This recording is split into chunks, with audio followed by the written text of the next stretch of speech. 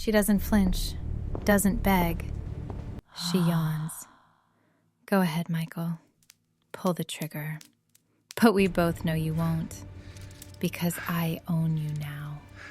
6 years earlier, this woman was a nobody lawyer destroyed in a courtroom. Now she controls the most powerful crime family in New York.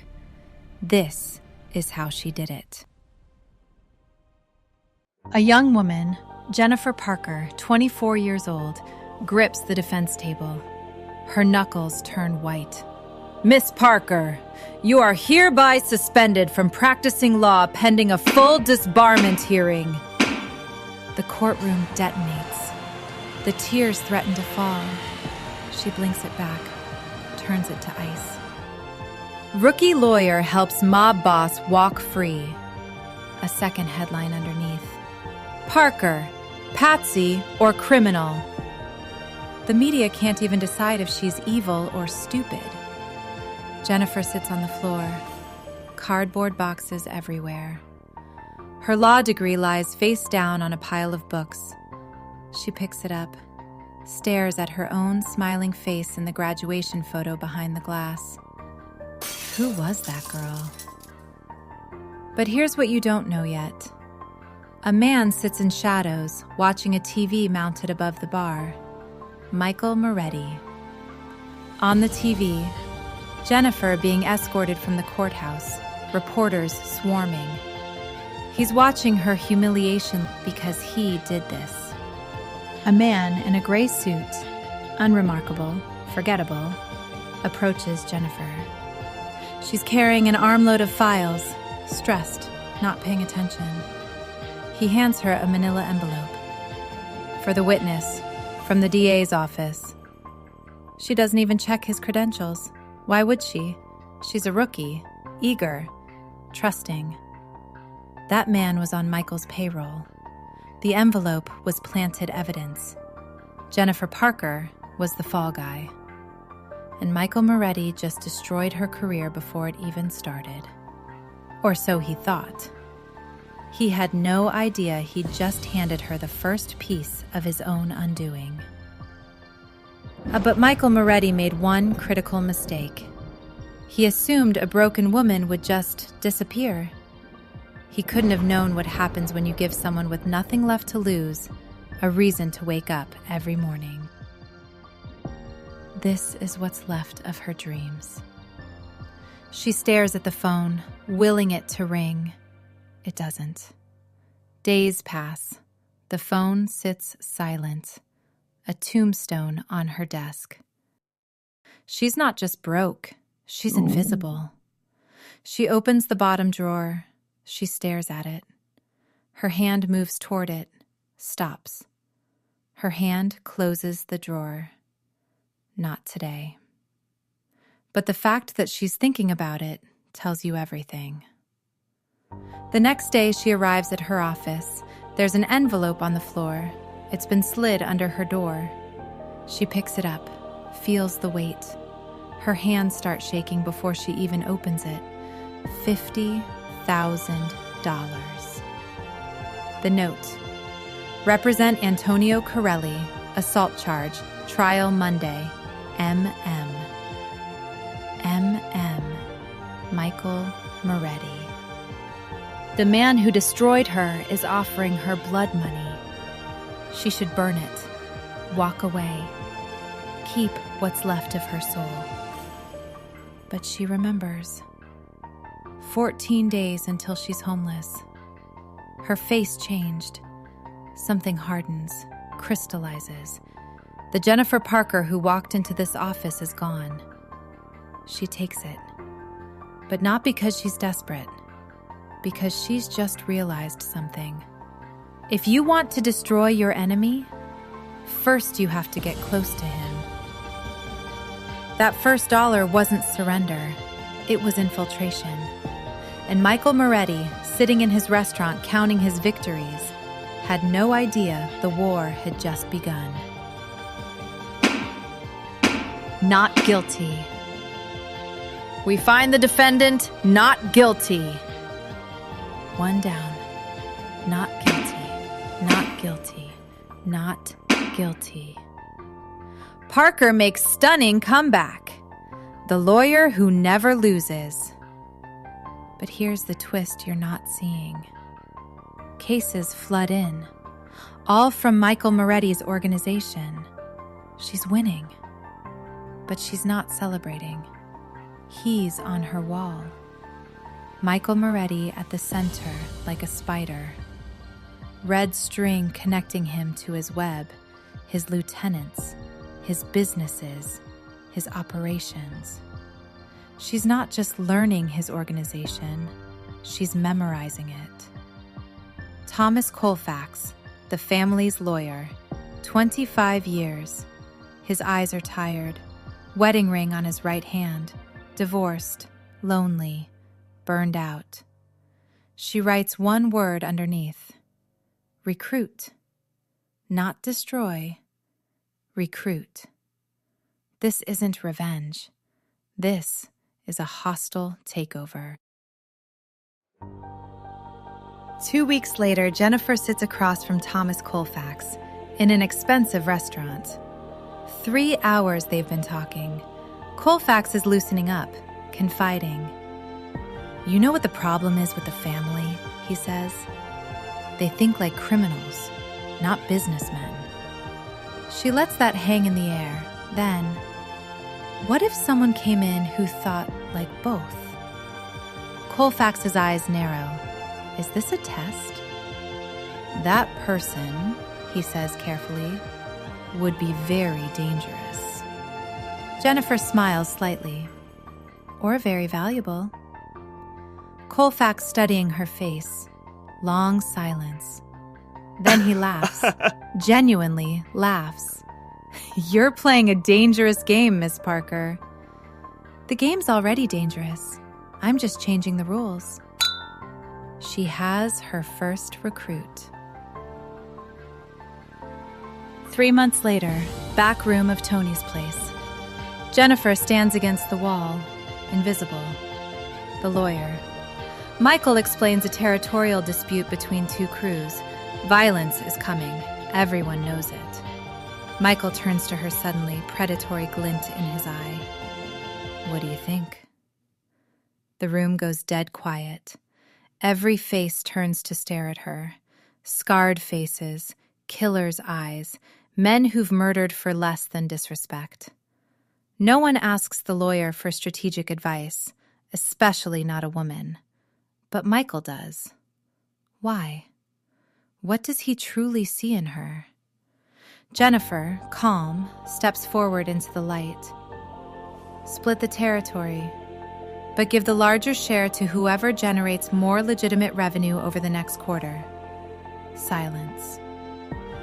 It incentivizes them to think like businessmen instead of thugs, and it makes you look smart instead of weak when the feds audit the books.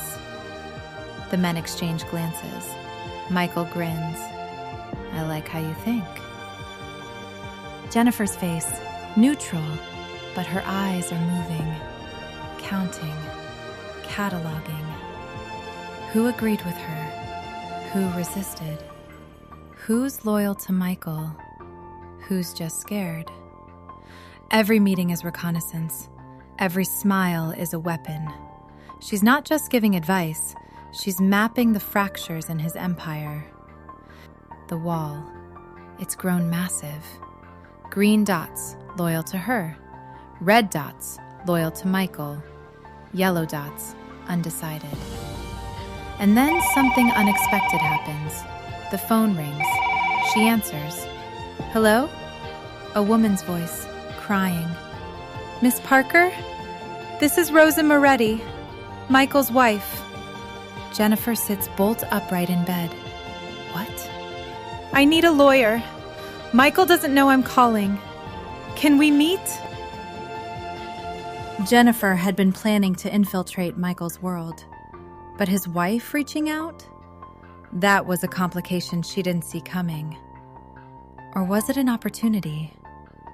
Either way, getting closer to Michael now meant crossing a line she swore she'd never cross. Rosa is plain. Sad eyes, speaks with her hands folded like she's praying. "I know what my husband is," she whispers. "I've always known. I want a divorce, but I can't ask Michael. She doesn't finish. She doesn't have to. Jennifer's hand covers Rosa's. "I'll help you, but it has to be done carefully. Thank you."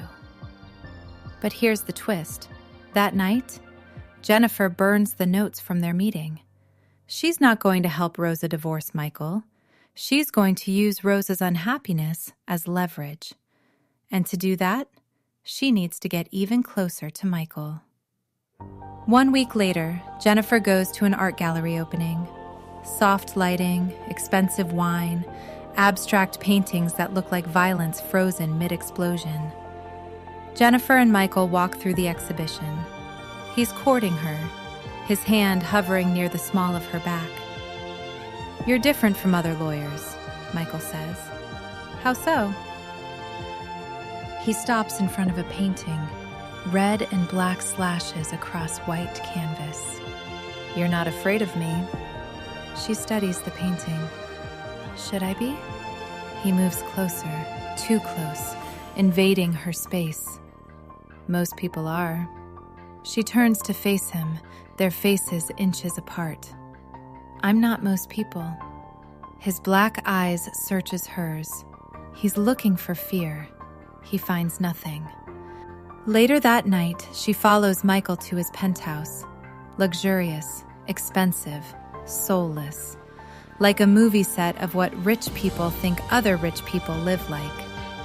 Jennifer walks through, her reflection in every mirror, watching herself, judging herself. She stares at family photos on his desk. She picks one up. Rosa, plain, sad. Antonio Granelli, the father-in-law, the real power. Michael comes up behind her. "My wife doesn't understand me." Jennifer's reflection is caught in the glass. She almost laughs. The oldest line in the book. But she doesn't laugh. She sets down the photo and turns, their faces inches apart. This is it. The point of no return. Walk away and lose everything. Stay and become someone you won't recognize. Which version of yourself do you hate less? They kiss, but her eyes are wide open, staring at the ceiling, counting the seconds until this is over. Every kiss was a weapon. Every touch was surveillance. Every whispered, "I love you," was a lie she told herself as much as him. Morning after, Jennifer wears Michael's shirt. She's standing at those family photos again. But now she's close enough to read the details, dates, locations, names written on the backs. Antonio Granelli's birthday, September 14th. Rosa's maiden name, Granelli. A handwritten note. Tony's 70th, Montauk House. Michael comes behind her. He wraps his arms around her waist. "Stay," he whispers. She closes her eyes, leans back into him. "Okay." But her hand, hidden from his view, is taking a photo of the picture with her other hand's reflection. In the bathroom, Jennifer is alone, staring at her reflection. Water running, steam fogging the mirror. She wipes the steam away, sees herself clearly. Who is this woman? A single tear runs down her cheek, but her eyes? Still cold, still calculating, still at war. For the next year, Jennifer played the role of devoted lover so perfectly that even she started to forget it was a performance. But every night, after Michael fell asleep, she'd add another name to her list, another weakness to exploit, another fracture in his armor. And then she started recruiting his army. Jennifer sits in a back booth, waiting. A man enters, scarred face, killer's eyes. Nick Vito, Michael's most loyal enforcer. He's killed 11 men. She knows because she counted. He slides into the booth across from her. You got 5 minutes. Jennifer doesn't speak. She slides an envelope across the table. No words, just the envelope. Nick opens it. His hands freeze. Photographs of a little girl, 8 years old, bald from chemotherapy. Medical records. Diagnosis: acute lymphoblastic leukemia. His daughter. How did you... The surgery she needs costs $200,000. Jennifer's voice is quiet, factual. Experimental treatment, not covered by insurance. Michael doesn't know. Nick's jaw starts clenching. And even if he did, she doesn't finish. They both know Michael doesn't do charity. Nick's hands are shaking, holding his daughter's photo. Why are you telling me this?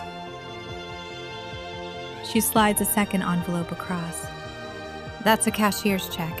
$200,000. Surgery scheduled next week at Sloan Kettering. Dr. Sarah Chen, best pediatric oncologist in the country. Nick stares at the check like it's a mirage. This is real? Call the hospital, verify it. His voice cracks. What do you want? Jennifer's eyes, softer now, almost human. Michael sees soldiers. I see people. I see fathers. When the time comes, I'll ask you to remember that. She has her first soldier, but here's what she doesn't tell him. She didn't just find Nick's daughter by accident. She researched every one of Michael's men, found their pressure points, their loves, their debts, their secrets. Nick Vito, daughter, cancer. Salvatore Fiore, son, police brutality. Joseph Colella, passed over for promotion 3 times. Thomas Colfax, wants to retire, terrified he'll be killed. One by one, she's going to save them. And one by one, they'll owe her everything. Jennifer hands him a folder. Inside, photos of the cops who beat his son. They've been fired. I made sure they'll never work in law enforcement again. Salvatore's eyes wet with gratitude. When I take over, you'll be captain. Not a promise, a guarantee. He shakes her hand, holds it too long. $5 million, offshore account, untraceable. You retire to somewhere warm. You live the rest of your life in peace. Colfax signs the agreement. Now in Jennifer's apartment, the conspiracy wall has grown massive. Names everywhere. Green dots spreading like cancer through Michael's organization. But then, an unexpected complication. Jennifer's phone rings. Unknown number. She answers. Hello? A man's voice, terrified. Miss Parker? This is Detective Ray Santos. We met once. I need your help. Jennifer sits up. Santos is on Michael's payroll. A dirty cop. What's wrong? Internal Affairs is investigating me. They know about the money. If I go down, Michael goes down. He'll kill me to keep me quiet. Her eyes narrow. Where are you? She meets Santos in a parking garage. He's sweating, panicking. You have to help me, please. Jennifer studies him. She could help him, or she could let Michael kill him and use it as leverage later. Her face, the calculation is visible. I'll help you, but you work for me now, not Michael. Santos nods frantically. Anything you want. Jennifer smiles slightly, and just like that, She owns a cop inside Michael's operation. 6 months later, there's a secret meeting in Jennifer's apartment. Night. Rain against the windows. 7 men sit around her dining table. Nick Vito, Salvatore Fiore, Joseph Colella, Thomas Colfax, Detective Santos, 2 others. They look like a board of directors, because that's what they are. Jennifer stands, backlit by the Manhattan skyline. Lightning flashes behind her. She looks like a goddess of war. "Gentlemen," she begins. She unveils presentation boards, organizational charts, profit projections, risk assessments. This isn't a mob meeting. It's a corporate restructuring.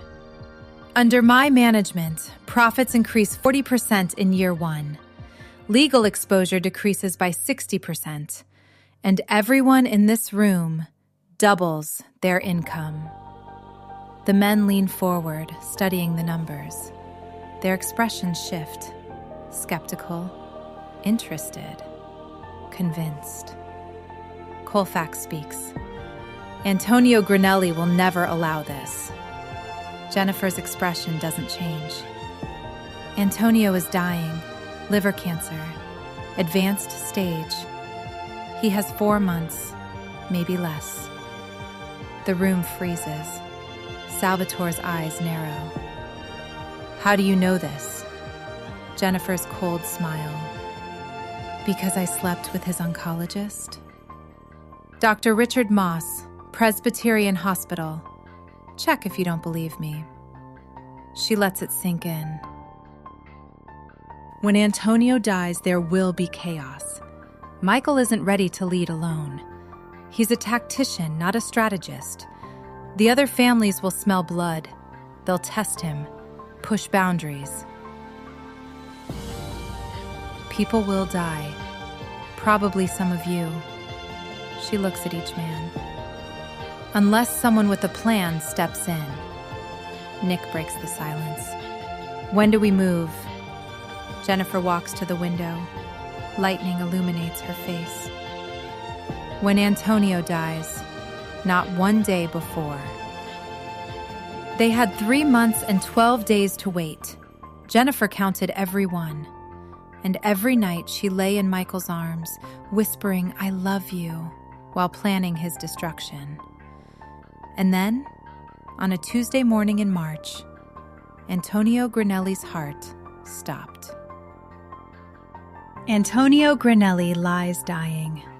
Once the king of the East Coast, now a skeleton drowning in his own lungs. Michael sits beside the bed, holding his hand. Antonio's eyes open, cloudy, distant. His lips move, whispered Italian. "Protect the family. Trust no one." "I will, Papa. I promise." Michael's shoulders shaking. He's crying. Jennifer's hand on his shoulder from behind, supportive, comforting. Her other hand hidden, checking her phone. A text to Nick Vito. He's gone. Tomorrow morning. The funeral held at St. Patrick's Cathedral. Hundreds of mourners in black. FBI agents across the street with telephoto lenses. Helicopters overhead. Michael is at the front, stone-faced, accepting condolences like a receiving line. Jennifer is 2 steps behind, the dutiful girlfriend, but her eyes are moving, scanning faces in the crowd.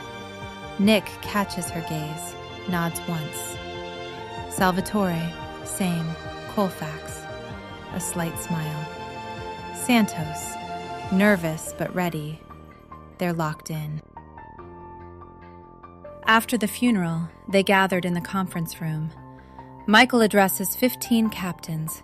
His voice is hoarse from crying. "I know you're wondering what happens now." The men are watching him carefully. "Nothing changes. I'm in charge, just like before, just like Antonio wanted." And then there's subtle glances between 5 captains and Jennifer. Michael doesn't notice, but we do. That night, in Jennifer's apartment, Michael sprawled on her couch, drunk, destroyed. A bottle of Macallan 25, 3/4 empty. He was more of a father to me than my own. Jennifer is beside him, stroking his hair. I know, baby. He looks up at her, vulnerable, broken, human. Promise me you'll never leave. She kisses his forehead. I promise. His head falls into her lap. She continues stroking his hair, gentle, rhythmic, and the mask drops, cold, empty, a stranger. She then carefully extracts herself. She walks to the window. She pulls out her phone, dials. Tomorrow, 10 a.m., his office. And Nick? Bring the papers. She hangs up. She sees her reflection in the window, split by lightning, half angel, half demon. She looks back at Michael sleeping. For just a moment, her face softens. Is that regret?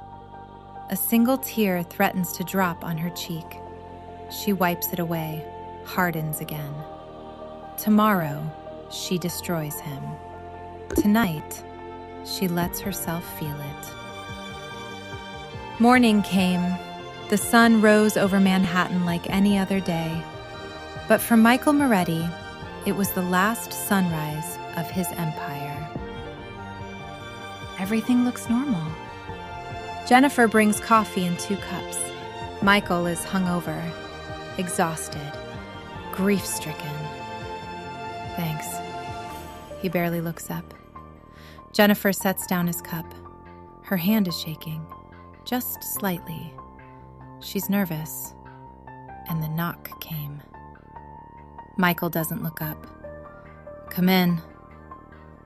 Thomas Colfax enters, carrying a briefcase. Michael's pen keeps moving across paperwork. Morning, Tom. Colfax sets the briefcase on the desk, opens it with 2 clicks. Michael's pen stops. These are asset transfer agreements. Colfax's voice is calm, clinical. They transfer operational control of all family business holdings to a management committee. Michael's head snaps up. What? The door opens again. Nick Vito enters. Then Salvatore Fiore. Then Joseph Colella. Then Detective Santos. Then 2 more captains. They don't sit. They form a wall behind Colfax. Silent. United. Michael's face has mixed emotions. First confusion, then realization, then horror. He looks at Jennifer. She's standing now, on the other side of the desk, with them. What the fuck is this? Jennifer walks around the desk slowly, her heels clicking on marble. She stops beside his chair, looks down at him. This is a reorganization, Michael. His voice breaks. You're behind this? Yes. Michael lunges up from his chair, Nick's hand inside his jacket, on a gun. Michael sees it and freezes. Jennifer's voice doesn't rise, doesn't change. Sit down, Michael. He's shaking with rage. Sit down. Michael sinks back into the chair, like a king dethroned. Jennifer picks up the documents. These papers transfer legal control to a management committee of 7. You'll retain a seat. You'll still earn. She pauses. But you won't make decisions anymore. You fucking... He can't finish. Too much rage. Too much betrayal. Jennifer leans down, her face inches from his. I learned from you, Michael. Her voice drops to a whisper. You taught me that loyalty is bought, that power respects strength, that sentiment is weakness. Her hand touches his cheek, almost tender. You destroyed my career, used me, thought you owned me. I took everything from you the same way you took everything from me. Except I'm better at it. Michael's hands grips the armrests, knuckles white, shaking, not from fear, from impotent, absolute rage. The other families, Jennifer interrupts, already know. I met with them 3 months ago. They approved the transition.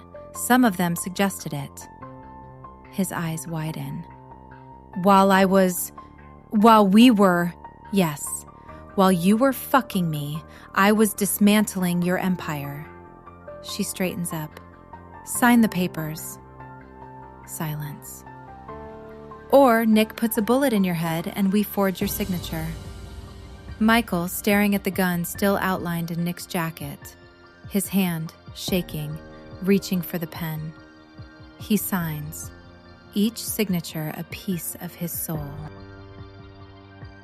When he's finished, Jennifer collects the documents, hands them to Colfax.